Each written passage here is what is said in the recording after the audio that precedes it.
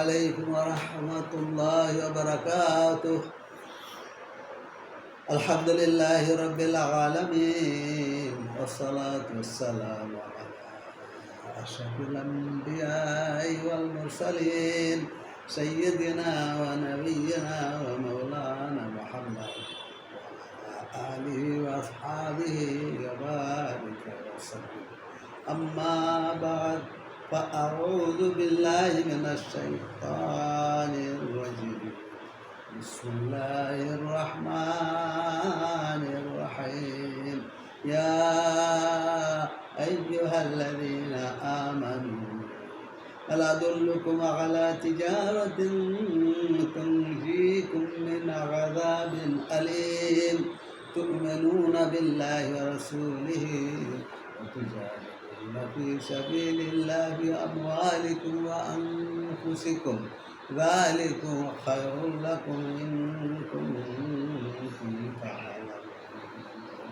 يغفر لكم ذنوبكم ويدخلكم جنات تجري من تحتها الأنهار ومساكن طيبة في جنات ذلك الفوز العظيم. আল্লাহ সুবহানাহু ওয়া তাআলা ইরশাদ করেন, ইয়া আইয়ুহাল্লাযীনা আমানু, হে মুমিনগণ, ইমানদারগণ, শোনো, হাল আদুল্লুকুম আলা তিজারাতিন তুনজিকুম মিন আযাবিন আলীম। আমি কি তোমাদেরকে এমন এক ব্যবসার সন্ধান দিব না যা তোমাদেরকে কঠিন আযাব থেকে রক্ষা করে? তু'মিনুনা বিল্লাহি ওয়া রাসূলিহি, তাহলে তোমরা আল্লাহ ও তার রাসূলের প্রতি বিশ্বাস স্থাপন করবে। وتجاهدون في سبيل الله بأموالكم وأنفسكم, তোমরা তোমাদের জান ও মাল দ্বারা আল্লাহর পথে জিহাদ করবে। যালিকুম খায়রুল লাকুম ইন কুনতুম তা'লামুন, এটাই তোমাদের জন্য উত্তম যদি তোমরা বুঝো।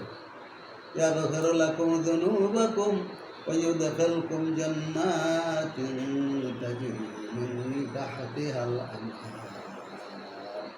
এটি হলো তিনি তোমাদের পাপসমূহ ক্ষমা করে দেবেন এবং তোমাদেরকে এমন জান্নাতে প্রবেশ করাবেন যার তলদেশ দিয়ে নহরসমূহ প্রবাহিত থাকবে। ওয়ামাসাকিন তাইয়িবাতান ফি জান্নাতি আদন, আর এমন উত্তম বাসস্থানে যা চিরস্থায়ী জান্নাতসমূহে অবস্থিত। যালিকাল ফাওজুল আযীম, এটাই মহা সাফল্য। সূরা সফ আয়াত নম্বর 12। আল্লাহ সুবহানাহু ওয়া তাআলা এখানে যে তাজারাতান বলছে, অর্থাৎ ব্যবসার ভঙ্গিতে বলছেন। আল্লাহ সুবহানাহু ওয়া তাআলা তার নেককার বান্দাদের জন্য সুসংবাদ দিয়েছেন। তিনি ইরশাদ করেছেন, আ'আদাতু লি'ইবাদিয়াস সালিহিন মা লা আইনুন রাআত ওয়া লা উযুনুন সামিআত ওয়ালা খাতার আলা কলবি বাশার। অনুবাদ, আমি আমার নেককার বান্দাদের জন্য এমন এমন নিয়ামত সৃষ্টি করে রেখেছি যা কোনোদিন কোনো চক্ষে দেখেনি, কোনো কানেও শুনেনি, এমনকি কোনো অন্তরে ঝলক মারেনি। হাদিস কুদসি। আল্লাহ পাকের কালাম থেকে বলছি, মাসালুল জান্নাতিল্লাতী ওয়াইদাল মুত্তাকুন, আল্লাহ সুবহানাহু ওয়া তাআলা তার নেককার বান্দাদেরকে যে জান্নাতের ওয়াদা দিয়েছেন তার অবস্থা এরূপ তাতে আছে। ফিহা আনহারুম মিন মাইন গায়রা আসিন, তাতে আছে নির্মল পানির নহরসমূহ।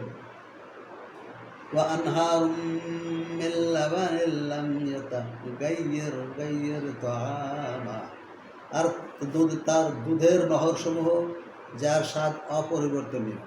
ওয়া আনহারুম মিন খায়রিল লাযযাতিল লিশারিবিন, আর পানকারীদের জন্য আছে সুস্বাদু শরাবের নহরসমূহ। জান্নাতের ভিতরে শরাব হালাল।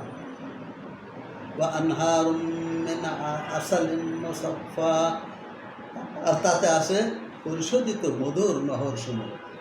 ওয়ালাহুম ফিহা মিন কুল্লি সামারাত, আর সেখানে আর তাদের জন্য থাকবে নানা রকম ফল,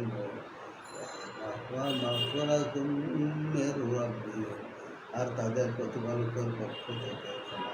সূরা মুহাম্মদ আয়াত নম্বর 15।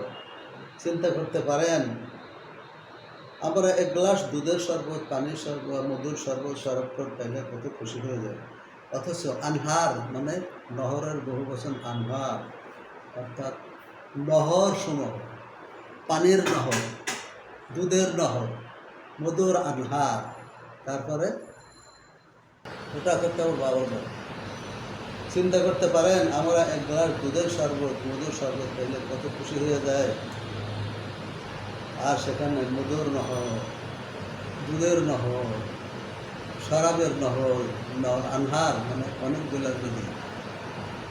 আমরা এক গ্লাস পানির, এক গ্লাস মধুর, এক গ্লাস দুধের শরবত পেলে কত খুশি হয়ে যায়, অথচ আল্লাহ সুবহানাহু ওয়া তাআলা বান্দাদের আনহার মানে নদীগুলো, বিশুদ্ধ পানির নদীগুলো, দুধের নদীগুলো, শরাবের নদীগুলো আর মধুর নদীগুলো আল্লাহ তার বান্দাদেরকে দিবেন। একটা দৃষ্টান্ত দেই, তাবলীগের এক বইতে লেখা আছে যে যিনি দুনিয়াতে আসার সময় বলতেছিলেন, যে মায়ের গর্ভতে দুনিয়া আসার সময় বলতেছিলেন যে আমার খুব কষ্ট হচ্ছিল, দুনিয়াতে আসার সময় খুব কষ্ট হচ্ছিল।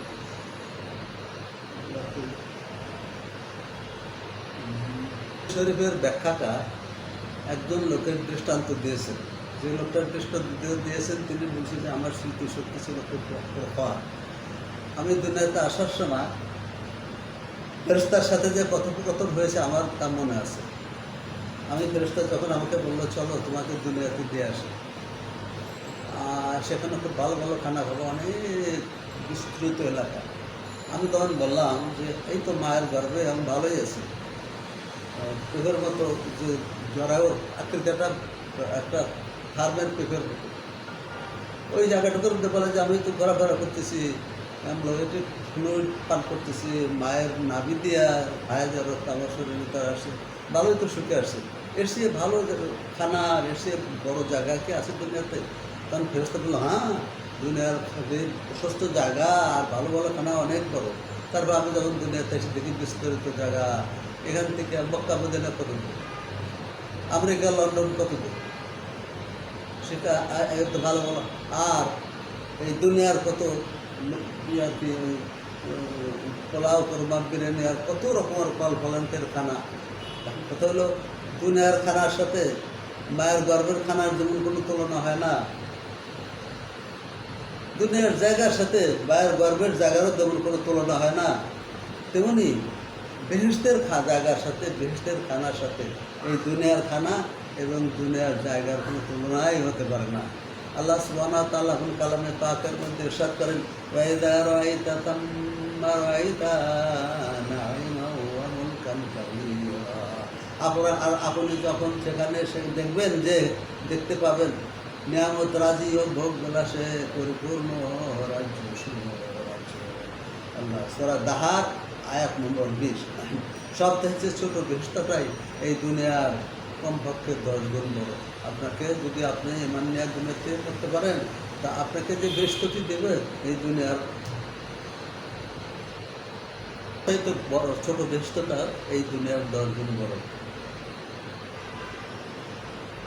শহরে 10 কাঠা 5 কাঠা জমি করতে পারলে আমরা কত খুশি হয়ে যাই, আর এই দুনিয়ার কমপক্ষে 10 গুণ বড় বেহেশত আপনাকে দেবেন যদি আমরা ইমান নিয়ে করতে পারি। দুনিয়ার খানার সঙ্গে মায়ের গর্ভের খানার যেমন কোনো তুলনা হতে পারে না, আখিরাতের বেহেশতের খানার সাথে দুনিয়ার খানার কোনো তুলনাই হতে পারে না। দেখুন হাদিসে লেখা আছে 80,000 গেলমান 2 হাতে 2 রকম খানা, অর্থাৎ 1,60,000 খানা নিয়ে আপনার সামনে হাজির হয়ে যাবে, এবং সেই খানাগুলো এক একটা স্বাদ এক এক রকম, এক একটা স্বাদ এক এক রকম। আল্লাহ সুবহানাহু ওয়া তাআলা বলছেন, ওয়া আম্মা মান খাফা মাকামা রাব্বিহি ফানাহান নাফসা আনিল হাওয়া ওয়াল জান্নাতু হিয়াল মাওয়া। যে ব্যক্তি তার কর্তা আল্লাহর সামনে দণ্ডায়মান হওয়াকে ভয় করে এবং নিজেদের খায়েশকে খারাপ কাজ থেকে বিরত রাখে তার ঠিকানা হবে জান্নাত। সূরা আন-নাজিয়া আয়াত নম্বর 40। অন্য আয়াতে আল্লাহ সুবহানাহু ওয়া তাআলা ইরশাদ করেছেন, ওয়ালিমান খাফা মাকামা রাব্বিহি জান্নাতান, যে ব্যক্তি তার পালনকর্তার সামনে দণ্ডায়মান হওয়াকে ভয় করবে তার জন্য রয়েছে দুটি বস্তু। সূরা আর-রহমান আয়াত নম্বর 47। এখানে জান্নাতকে ভয় করার কথা বলা হয়নি, হাকামুল হাকিমিন এর সামনে দণ্ডায়মান হওয়ার কথা বলা হয়েছে। এখানে খাহেসের কথা বলা হয়েছে, যারা আল্লাহর সামনে দণ্ডায় হন ভয় করে নিজের খাহেসকে খারাপ কাজ থেকে বিরত রাখে, যারা নিজের খাহেসকে খারাপ কাজ থেকে বিরত রাখে। দেখুন আল্লাহ সুবহানাহু ওয়া তাআলা খাহেস সৃষ্টি করে দিয়েছেন। মানুষের যে সৃষ্টিগতভাবে নারী পুরুষের মধ্যে কিছু কিছু বৈশিষ্ট্য সৃষ্টি করে দিয়েছেন। এই বৈশিষ্ট্য যার ফলে নারী পুরুষ পরস্পরের প্রতি আকৃষ্ট হয়। এই বৈশিষ্ট্য বৈধভাবে কাজে লাগালে সব হয়, আর অবৈধভাবে কাজে লাগাইলে গুনাহ হয়। অবৈধভাবে কাজে লাগলে গুনাহ হয়। যেমন হাদিসের সারমর্ম হচ্ছে, কোনো নারীর প্রতি অবৈধভাবে দৃষ্টিপাত করলে তার চোখের জেনা হয়, তাদের সাথে অবৈধ গল্প গুজব করলে কানের জেনা হয়, স্পর্শ করলে হাতের জেনা হয়, হেঁটে হেঁটে তাদের কাছে গেলে পায়ের জেনা হয়, বাস্তবে মিলিত হলে শরীরের জেনা হয়। যে ব্যক্তি তার পালনকর্তার সামনে দণ্ডায়মান হওয়াকে ভয় করবে, খাহেসকে গুনাহের কাছ থেকে বিরত থাকে, তার ঠিকানা হবে জান্নাতে। মা ফাতেমা রাদিয়াল্লাহু তাআলা আনহা হযরত মুহাম্মদ সাল্লাল্লাহু আলাইহি সাল্লামকে জিজ্ঞেস করলেন, আব্বা, আমি শরীরের কতটুকু অংশ পর্দা করব আর কতটুকু অংশ খোলা রাখবো? নূর নবী সাল্লাল্লাহু আলাইহি সাল্লাম বললেন, শরীরের যতটুকু অংশ জাহান্নামের উত্তাপ সহ্য করতে পারবে ততটুকু খোলা রাখবে। যে মহিলারা চুল খুলে রাখে কিংবা শরীরের অংশ প্রদর্শন করে, বাইরে পরপুরুষের সামনে চলাফেরা করে, তাদেরকে তিনি জাহান্নামী বলে আখ্যা দিয়েছেন। রাসূলুল্লাহ সাল্লাল্লাহু আলাইহি ওয়াসাল্লাম তাদেরকে জাহান্নামী বলে আখ্যা দিয়েছেন। মুসলিম শরীফের হাদিস নম্বর 2128। তাহলে যারা চুল খুলে রাখে, বুক খুলে রাখে, পেট বের করে রাস্তায় বের হয়, তাদের কী অবস্থা হবে? রাসূলুল্লাহ সাল্লাল্লাহু আলাইহি ওয়াসাল্লাম আরও ইরশাদ করেছেন, দুই শ্রেণীর জাহান্নামীকে আমি দেখিনি। প্রথম শ্রেণীর যাদের হাতে থাকবে গরুর লেজের মতো ছুরি, তা দ্বারা তারা লোকদেরকে প্রহার করবে। দ্বিতীয় শ্রেণীর ওই সকল নারী যারা বস্ত্র পরিহিতা অথচ উলঙ্গ, পুরুষের নিজেদের প্রতি আকৃষ্টকারিণী এবং নিজেরাও পুরুষদের প্রতি আকৃষ্ট। তাদের মাথা হবে লম্বা, গেরবা বিশিষ্ট উটের ছুরির ন্যায়। তারা জাহান্নামে প্রবেশ করবে না এবং তার সুগন্ধও পাবে না, অথচ জাহান্নামের সুগন্ধ এত বহু দূর থেকে পাওয়া যাবে। সহিহ মুসলিম মিশকাত শরীফ হাদিস নম্বর 3524। আব্দুল্লাহ ইবনে আব্বাস রাদিয়াল্লাহু তাআলা আনহুমা থেকে বর্ণিত আছে, রাসূল পাক সাল্লাল্লাহু আলাইহি ওয়াসাল্লাম ইরশাদ করেছেন, যে নারী পুরুষের বেশ ধারণ করে আর যে পুরুষ নারীর বেশ ধারণ করে তাদের উপর আল্লাহ পাকের লানত। বুখারী, আবু দাউদ, তিরমিজি, ইবনে মাজাহ হাদিসে লেখা আছে। ইয়ানি অভিশাপ মানে বাইদ আন রাহমাতিল্লাহ, তারা আল্লাহর রহমত হইতে বঞ্চিত, অর্থাৎ তারা জাহান্নামী। আমার এক বন্ধু দেখেন, উনি আমাদের ইউনিভার্সিটিতে পড়াতেন। উনি ছিলেন ব্রিটিশ খ্রিস্টান, পরে ইসলাম কবুল করেছেন। উনি মালয়েশিয়া কুয়ালালামপুর ইউনিভার্সিটিতে, ইসলামিক ইউনিভার্সিটিতে পড়াতেন। নতুন মুসলমান যারা হয় তাদের প্রতি আমি একটু মহব্বত, তাদেরকে দাওয়াত দিয়ে এনে বাসায় খানা করে দেন। ওনাকে জিজ্ঞেস করলাম, আপনি কুয়ালালামপুর ইউনিভার্সিটিতে পড়াইতেন, তো ওখানকার ইসলাম প্র্যাকটিস কীরকম হয়? উনি আমার পেটা হাসেন আর কি, মুসকি হাসে বললেন, আমাদের বাসায় বসে দেখেন, it is Islamic university but there is Islam. Islamic university বটে, কিন্তু সেখানে ইসলাম নাই। ছেলেরা শাড়ি পরে ইউনিভার্সিটিতে আসে, কানে রিং পরে, হাতে পয়লা করে। আর মেয়েরা অধিকাংশই সবাই না, কিন্তু আর মেয়েরা জামার প্যান্টের নিতে জামা দেয়, নেকটাই বাঁধে, সেখানে ফোকাতে ইউনিভার্সিটিতে আসে। তো এরা যারা পুরুষের বেশ ধারণ করে, যে সমস্ত মহিলারা আর যে সমস্ত পুরুষরা নারীদের বেশ ধারণ করে তাদের প্রতি আল্লাহ পাক লানত করেছেন। আল্লাহ সাল্লাম ইরশাদ করেন, আমি আমার পরে পুরুষ জাতির ধর্ম নষ্টকারী স্ত্রী জাতির ফিতনার চেয়ে বড় ফিতনা আর দেখিনি। আল্লাহ তাআলা ইরশাদ করেছেন, বিসমিল্লাহির রহমানির রহিম, কুল নাহবিতু মিনহা জামিআ ফা ইম্মা ইয়াতিয়ান্নাকুম মিন্নী হুদা ফামান তাবিআ হুদায়া ফালা খাউফুন আলাইহিম ওয়ালা হুম ইয়াহজানুন। সূরা বাকারা আয়াত নম্বর 38। অর্থাৎ আল্লাহ সুবহানাহু ওয়া তাআলা ইরশাদ করেছেন, আমি হুকুম করলাম তোমরা সবাই এখান থেকে নিচে চলে যাও। এরপর পথ নির্দেশিকা আমার নিকট থেকে তোমাদের কাছে পথ নির্দেশিকা আসবে। তখন যারা আমার সেই পথ নির্দেশিকা অনুসরণ করবে তাদের কোনো ভয় থাকবে না এবং তারা দুশ্চিন্তাগ্রস্ত হওয়ার কারণও থাকবে না।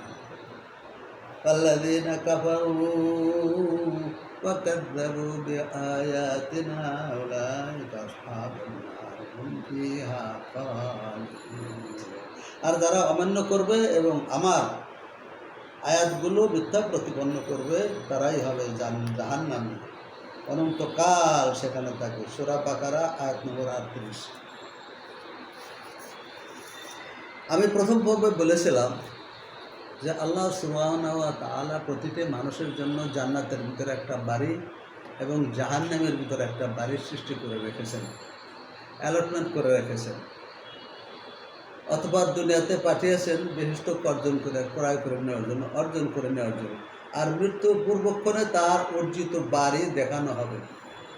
যারা আল্লাহ পাকের পথ নির্দেশিকা সংবিধান অমান্য করবে, বেপরদা বেহায়া হয়ে চলাফেরা করবে, পরকিয়া করবে, লিপ্ট টুগেদার করে, কোরআনের সঙ্গে সাংঘর্ষিক নারী পুরুষের সমান অধিকার পাশ করার দাবি তোলে, তাদেরকে বলা হবে জান্নাতের বাড়িটি ঠিক নিঃশ্বাস ঠিক মৃত্যুর পূর্বক্ষণে জান্নাতের বাড়ি এবং জাহান্নামের বাড়িটি দেখানো হবে। দেখানোর পরে বলবে, যখন তুমি বেহেশত কামাই করে আসতে পারো নাই, তো তোমার জন্য আল্লাহ সুবহানাহু ওয়া তাআলা বেহেশতের ভিতরে একটা বাড়ি আর দোজখের ভিতরে একটা বাড়ি অ্যালটমেন্ট করে রাখছিলেন, কিন্তু তুমি বেহেশত কামাই করে আসতে পারো নাই, তাই আজ থেকে তোমার নাম থেকে এই বেহেশতের বাড়িটা খারিজ করে দেওয়া হলো, আর এই দোজখের বাড়িটা তোমার নামে অ্যালটমেন্ট বরাদ্দ থাকলো। বলুন তো তখন আপনাদের কেমন লাগবে?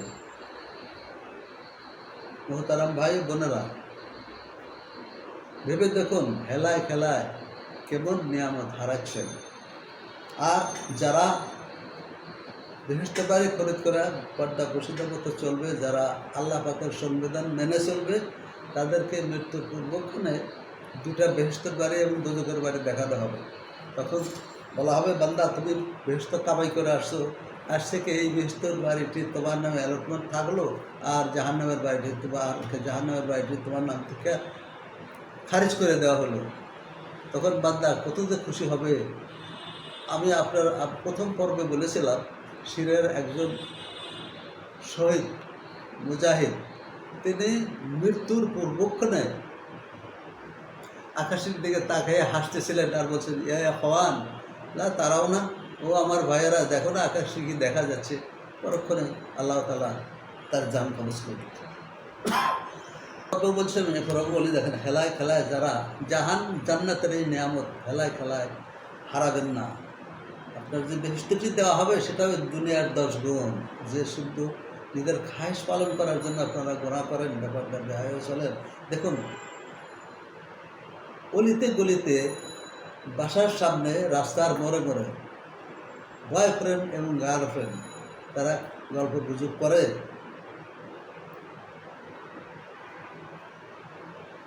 তাদের কি হবে? আমি সরকার এবং বয়ফ্রেন্ড এবং গার্লফ্রেন্ডের কৃষ্টি বন্ধ করতে হবে। আল্লাহ আমাদের আমল করার তৌফিক দান করুন। সুবহানাকা আল্লাহুম্মা বিহামদিকা আশহাদু আল্লা ইলাহা ইল্লা আনতা আস্তাগফিরুকা ওয়া আতুবু ইলাইক।